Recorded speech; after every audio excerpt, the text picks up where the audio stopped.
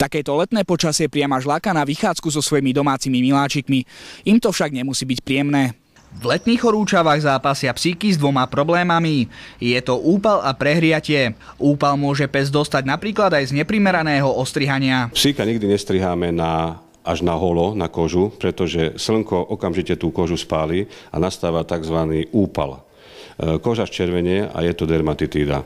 Potom sa musí takisto liečiť u veterinárneho lekára. Pes na rozdiel od ľudí nemá potné žľazy. Ochladzuje sa iba pomocou vyplazeného jazyka, preto častým problémom je u nich prehriatie. Psík má hypoventiláciu, rýchlo dýcha, potom sfialuje mu jazyk, nemá kyslík, ďalej začína chrčať, potom začína zvracať, lebo dostane opuch malého mozgu, zlyháva srdiečko, až nakoniec to končí úhynom.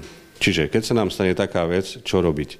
V prvom rade, keď sme doma, tak čo máme po ruke v mrazničke, akúkoľvek zmrazenú vec, dávame tu do okolia zátylku v oblasti malého mozgu, aby sme zabránili opuchu. Tiež je možné psíkov postupne ochladzovať studenou vodou, či už v rieke, vo vani alebo prúdom vody z hadice.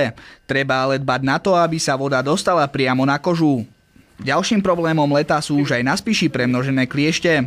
Tohto sa môžete zbaviť aj sami. Je to úplne jedno, že ako ho budeme točiť, či proti smeru, alebo opačne. Vždy ho treba vytočiť a musí byť celý. Hej, nesmie tam ostať hlavička a nožičky. Nedoporučujem dusenie s nejakými indulónami alebo nejakými olejmi, pretože ten kliešť sa zadusí a nevyberie sa potom celý, len sa otrhne brúško. Kliešťom sa dá predchádzať antiparazitnými obojkami alebo sprejom. Ak neviete, čo so svojím štvornohým miláčikom počas dovolenky, Európska únia povoľuje už do istých krajín si ho vziať so sebou. Musí mať však pas a čip, ktorý sa aplikuje pod kožu. Potom sa s takouto čítačkou sa ten čip prečíta.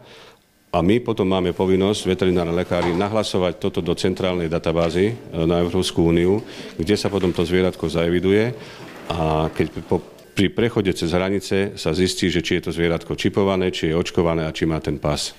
No nezabudnite si zistiť, či v danej destinácii uvítajú aj vaše zvieratko. Počas cesty tiež nezabúdajte na pitný režim a vyhýbajte sa rozpálenému asfaltu. Zabránite tak spáleniu labiek vašich zvierat.